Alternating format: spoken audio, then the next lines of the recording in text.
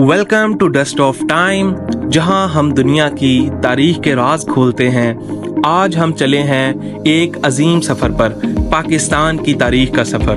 یہ زمین صرف 1947 میں نہیں بنی تھی، یہ تو وہ سرزمین ہے جہاں 5000 سال پہلے دنیا کی پہلی تہذیبوں میں سے ایک بسی تھی۔ ہڑپا، موہنجو داڑو اور گندھارا سے لے کر مغلیہ سلطنت اور برٹش راج تک ہر دور نے اس مٹی کو نئے رنگ دیے۔ تو آئیے چلتے ہیں وقت کے اس پار جہاں پاکستان کا اصل آغاز ہوتا ہے۔ Indus valley civilisation.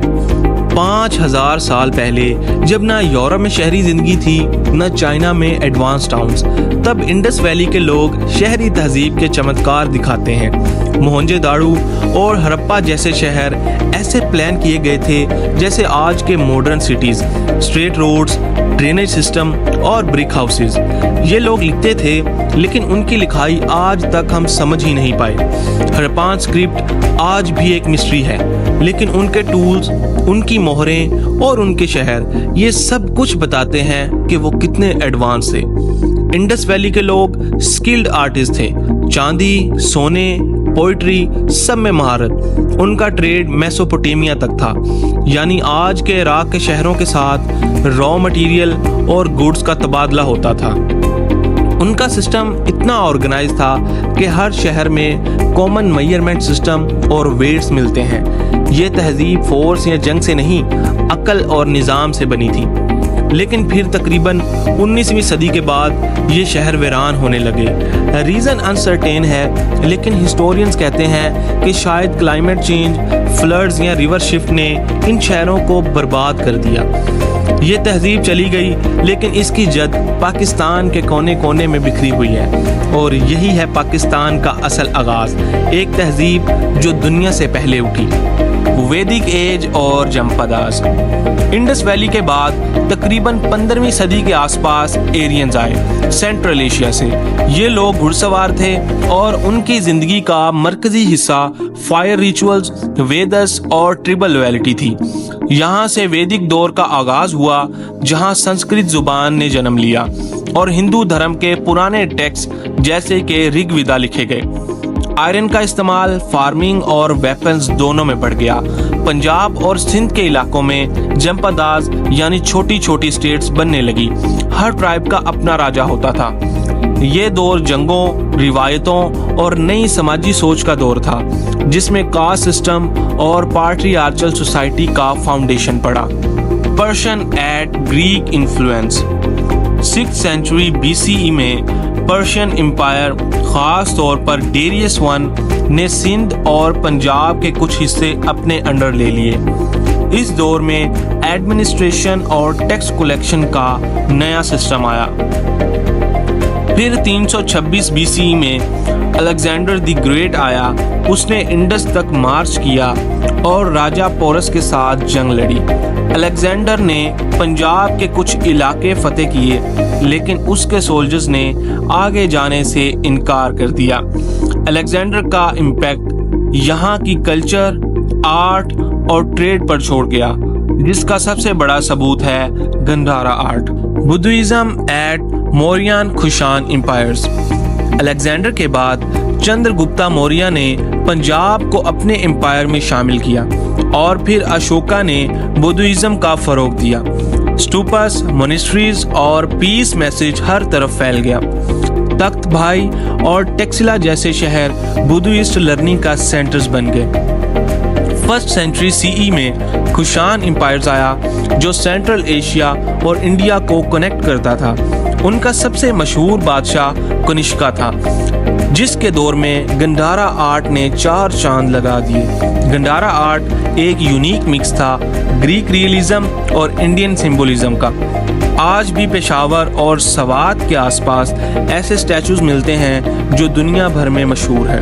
Islamic conquest اور ارلی مسلم رول۔ 711 CE میں محمد بن قاسم نے سندھ اور ملتان کو فتح کیا۔ اس سے اسلامک رول کا آغاز ہوا۔ اس وقت کے لیے یہ ایک بڑی چینج تھی، ریلیجن، لینگویج اور لا سب میں۔ عربوں نے سندھ میں سکولز، ماسک اور لیگل سسٹم انٹروڈیوس کیا۔ اور سب سے امپورٹنٹ انہوں نے لوگوں کو اسلام کا پیغام دیا۔ 1000 کے دور میں محمود آف غزنوی نے 17 ریڈز کیے انڈیا پر، لیکن اس کے ریڈز کے باوجود پنجاب میں اسلامک اسٹیٹس نے بیس بنا لیا۔ پھر محمد گوری نے 1192 میں دہلی فتح کیا، جس سے دہلی سلطنت کا آغاز ہوا۔ مغل امپائرز کا عروج۔ 1526 میں بابر نے پانی پت کی جنگ میں ابراہیم لودھی کو ہرا کر مغل امپائرز کی نیو رکھی۔ مغلز نے پنجاب اور سندھ کو اپنے امپائر کا سینٹرل ریجن بنایا۔ اکبر نے ریلیجیس ٹولرنس کی تھیوری دی اور اردو زبان کا آغاز بھی اسی دور میں ہوا۔ لاہور، ملتان اور ٹھاٹھا جیسے شہر اسلامک، پرشین اور لوکل کلچر کا مرکز بن گئے۔ شاہ جہاں نے لاہور فورٹ اور شالیمار گارڈنز بنوائے اور اس کے بیٹے اورنگزیب نے بادشاہی مسجد بنائی جو آج بھی لاہور کی شناخت ہے۔ مغلیہ دور نے پاکستان کے علاقوں میں فنون، تعلیم اور ادب کا دور لائے۔ یہ دور آج بھی پاکستان کے کلچر میں جھلکتا ہے۔ مغل زوال اور سکھ اٹھان۔ اورنگزیب کی وفات کے بعد مغل امپائرز دھیرے دھیرے ٹوٹنے لگے۔ سینٹرل کنٹرول کمزور ہو گیا اور ہر جگہ چھوٹی چھوٹی اسٹیٹس نے انڈیپینڈنسی حاصل کرنا شروع کر دی۔ پنجاب میں سکھ کمیونٹی نے مارشل اسٹرینتھ حاصل کی اور مہاراجہ رنجیت سنگھ کے انڈر 1799 میں لاہور ان کا کیپٹل بنا۔ رنجیت سنگھ کا دور امن اور اسٹیبلٹی کا تھا۔ اس نے مسلم، ہندوز اور سکھ سب کو ایکول ٹریٹمنٹ دیا، لیکن راجہ رنجیت سنگھ کے بعد اس کے سکسیسرز میں یونٹی نہ رہی۔ یہ ٹائم تھا جب برٹش ایسٹ انڈیا کمپنی نے اپنا دائرہ بڑھایا۔ برٹش ایسٹ انڈیا کمپنی کا راج۔ 18ویں صدی کے اینڈ میں برٹش ایسٹ انڈیا کمپنی نے بنگال کے ذریعے ہندوستان میں اپنا انفلوئنس بنانا شروع کیا۔ پنجاب اور سندھ جیسے علاقے بھی ان کے نشانے پر تھے۔ 1843 میں برٹش نے سندھ کو فتح کر لیا اور 1849 میں پنجاب بھی اینیکس ہو گیا۔ اب سب کچھ انگریزوں کے کنٹرول میں تھا۔ برٹش نے ریلوے کا نیا نظام متعارف کروایا، کورٹس کا نیا سسٹم لایا اور انگلش ایجوکیشن کو پروموٹ کیا، لیکن ساتھ ہی لوکل اکانومی اور کلچر کو بھی ڈیمیج کیا۔ 1857 کی بغاوت اور راج کا آغاز۔ 1857 میں ہندوستان کی سب سے بڑی بغاوت ہوئی۔ اسے فرسٹ وار آف انڈیپینڈنس بھی کہا جاتا ہے۔ اس بغاوت کے بعد برٹش نے ایسٹ انڈیا کمپنی سے پاور لے کر سیدھا کنٹرول لے لیا، یعنی برٹش کراؤن کے انڈر برٹش راج کا آغاز ہوا۔ اب پنجاب، سندھ اور NWFP سب ڈائریکٹ برٹش کنٹرول میں تھے۔ یہاں اردو، انگلش اور پرشین سب زبانوں کا مکس ملتا تھا اور یہ کلچر آج بھی پاکستان میں نظر آتا ہے۔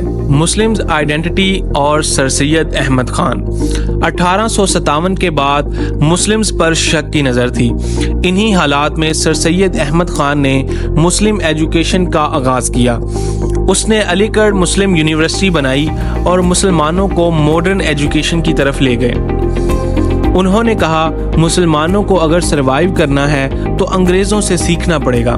سر سید نے ایک پولیٹیکل ویژن دیا جہاں مسلمز کو الگ آئیڈینٹی کے ساتھ پروٹیکٹ کیا جا سکے۔ مسلم لیگ کا آغاز اور جناح کا عروج۔ 1906 میں مسلم لیگ کا آغاز ہوا۔